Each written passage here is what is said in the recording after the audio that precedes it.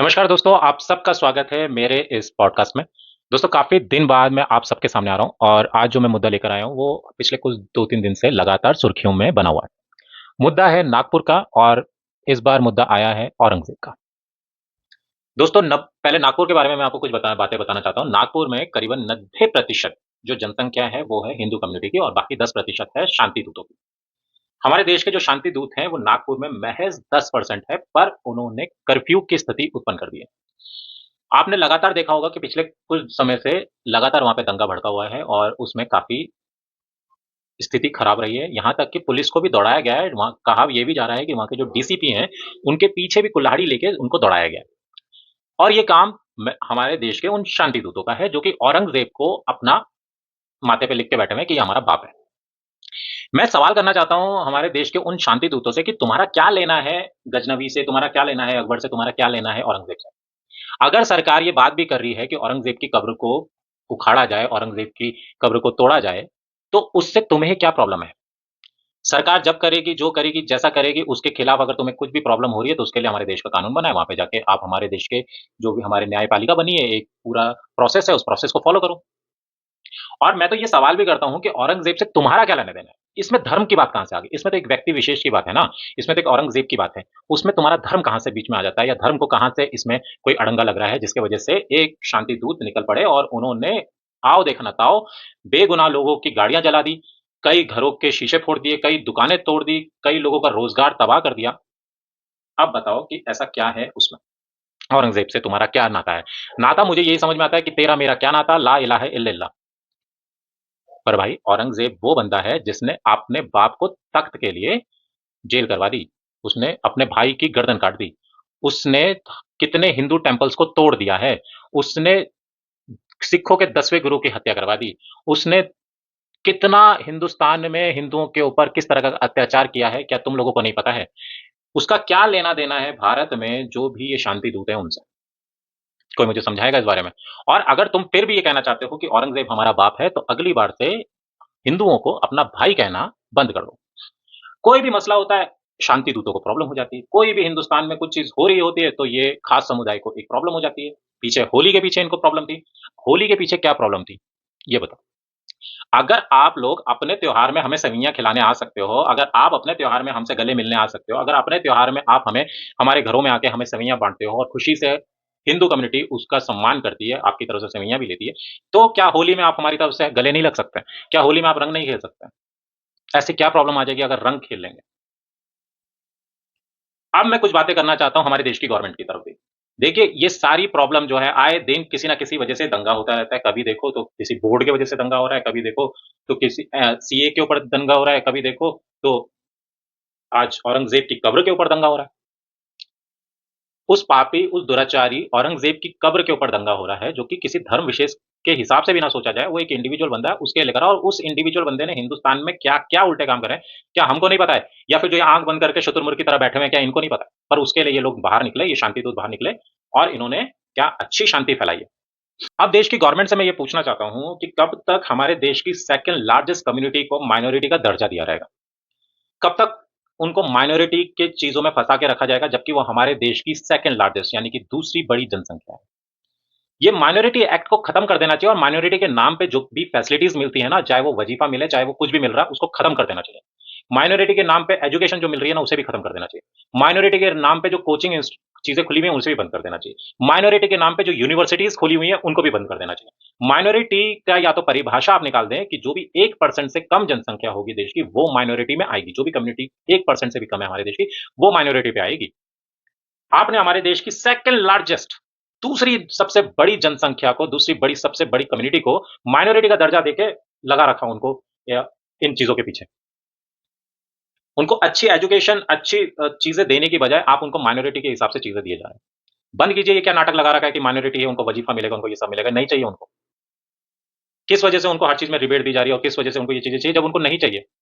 मुफ्त का इलाज माइनॉरिटी के नाम पे देना बंद करो। मुफ्त का राशन माइनॉरिटी के नाम पे देना बंद करो। मुफ्त का एजुकेशन माइनॉरिटी के नाम पे देना बंद करो। मुफ्त का चीज़ें माइनॉरिटी के नाम पे अगर आप कुछ भी दे रहे हैं, वो देना बंद करो। माइनॉरिटी अगर डिफाइन करनी है, तो 1% से कम जो कम्युनिटी है, उसको माइनॉरिटी में डिफाइन करो।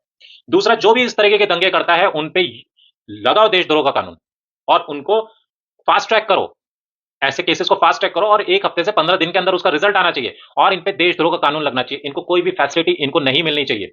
हिंदुस्तान की किसी भी प्रकार की फैसिलिटी पे इनका हक नहीं होना चाहिए और जितने भी बाहर से आके गैर कानूनी तरीके से हमारे देश में बांग्लादेशी और ये रोहिंग्या और ये कोई भी हो, वो रह रहा है अगर गैर कानूनी तरीके से, तो उनको हमारे देश से देश निकाला देना चाहिए। इसमें इतना समय किस बात का लग रहा है? और जितने भी गुलामी की हमारे पास निशानियां हैं, चाहे वो औरंगजेब हो की चीजें हो, चाहे औरंगाबाद हो, चाहे कुछ भी, ये बाबर खिलजी और इनके नाम पे हमारी सड़कें और ये जो जगह जगह के नाम रख देते हैं, ये सब इनको हटाना चाहिए।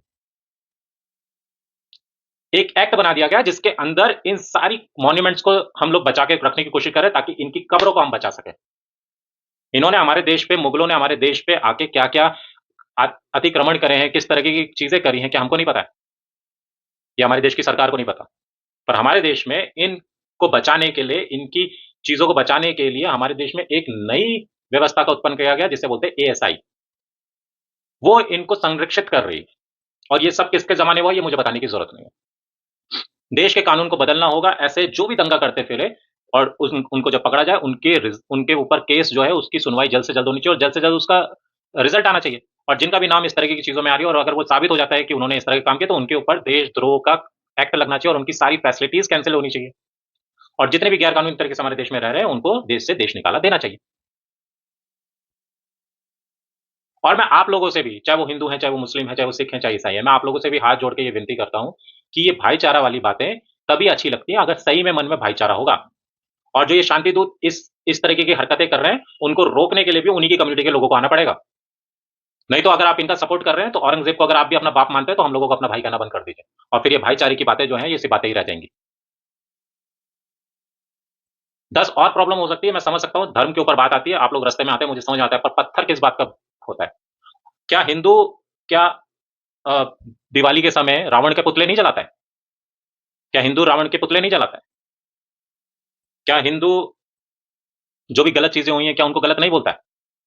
क्या हिंदू दुर्योधन को गलत नहीं मानता है? तो आप लोगों को क्या प्रॉब्लम है जिसने गलत किया उसको गलत बोलने में? उसका उसका क्यों सपोर्ट देना है आप लोगों ने? दूसरा, हमारे देश का जो ये आर्म्स एक्ट बना हुआ है, ये क्या हिंदुओं को निरस्त्र करने के लिए बना है? हिंदुओं की कोई भी शोभा यात्रा निकल रही है, हम लोग अपने देवी देवताओं के हथियार नहीं ले जा सकते हैं। हमारी देवी माँ की शोभा यात्रा निकल रही है तो उनका त्रिशूल हम नहीं रख सकते हैं। परशुराम जी की यात्रा निकल रही है तो हम खड़ग नहीं रख सकते हैं। क्यों नहीं रख सकते हैं?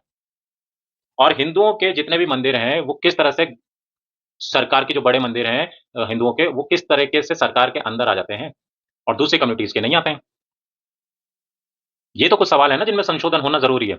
और जब ये हर चीज बराबर की होगी ना, तभी सही में भाईचारा होगा। ये भाईचारा शब्द कहने से भाईचारा नहीं होता है। भाईचारा तब आएगा जब सबके लिए एक ही कानून होगा, जब सबके लिए एक ही नजर होगी और जब सबके ऊपर एक ही तरीके की बातें होंगी। आज औरंगजेब जिसने हमारे देश में इतने कत्लेआम मचाए, उसके ऊपर जब सरकार बात कर रही है तो एक आम शांति दूत निकल पड़ता है और वो इतनी हिंसा फैलाता है कि लोगों के रोजगार खत्म करने की कोशिश कर देता है।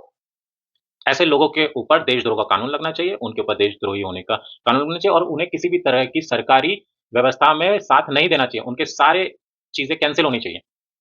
मैं तो यहां तक कहता हूं कि उनकी सिटीजनशिप भी कैंसिल करो अगर साबित हो जाता है कि वो इस तरीके की चीजों में संलग्न है। और उनको बचाने के लिए मैं देख रहा था कि ट्विटर, सोशल मीडिया भरा पड़ा है जिसमें अब पूरा का पूरा ठीकरा लपेटा जा रहा है विकी कौशल पे कि उसने फिल्म छावा बनाई जिसमें औरंगजेब की असलियत सामने आ गई। इसके वजह से कम्युनल राइट्स फैल गए। अब मुझे बताओ, इतने सालों से मूवीज जब बनती थी जिसमें एक खास समुदाय के लोगों को, अकबर को और बाकी समुदाय के लोगों को बहुत अच्छा दिखाया जाता था कि उसने क्या क्या नहीं करा अकबर ने, तो तब कौन सी प्यार मोहब्बत इतनी फैल गई थी? विकी कौशल ने अपनी फिल्म में क्या दिखाया ऐसा गलत? क्या उसने गलत दिखाया कि औरंगजेब ने जो कुछ किया उसने वो नहीं किया? क्या ये कहना चाहते हैं वो लोग जो कि आप पूरा ठीकरा विकी कौशल पे करने की कोशिश करें? छत्रपति संभाजी महाराज हमारे राजा थे, हैं और रहेंगे। छत्रपति शिवाजी महाराज हमारे राजा थे, हैं और रहेंगे। हर वो व्यक्ति जो कि हिंदुस्तान के बारे में सोचता है, भारत के बारे में सोचता है, भारत की संस्कृति को अपनाता है, वो मेरा भाई है। मैं उस औरंगजेब को नहीं मानता हूं जो औरंगजेब ने मेरे देश में कत्लेआम मचाई। मैं उस देश के सिपाही औरंगजेब को मानता हूं जिसने सरहद पे उग्रवादियों से अपने दो हाथ करे और उसको जान से मार दिया गया। आप सबको उस औरंगजेब की याद तो होगी। मैं उस औरंगजेब को मानता हूं।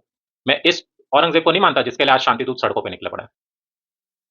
आशा है हमारे देश की गवर्नमेंट कुछ इस बारे में सोचेगी और आप लोग जो इसका सपोर्ट कर रहे हैं या इसके विरोध में हैं, वो भी मेरी बातों से कुछ सीखने की, कुछ समझने की कोशिश करेंगे। बहरहाल अगर आपको मेरी बातों में कुछ सच्चाई महसूस हुई है तो आप कमेंट बॉक्स में बता सकते हैं, और अगर आपको कुछ मेरी बातों में गलती, त्रुटि फील हुई है तो उसके लिए मैं पहले ही आपसे क्षमा चाहता हूँ। फिर भी कमेंट बॉक्स खुला हुआ है, आप अपने विचार उस कमेंट बॉक्स में भर-भर के डाल सकते हैं। मैं मिलता हूँ आपसे अगली वीडियो में, तब तक के लिए नमस्कार।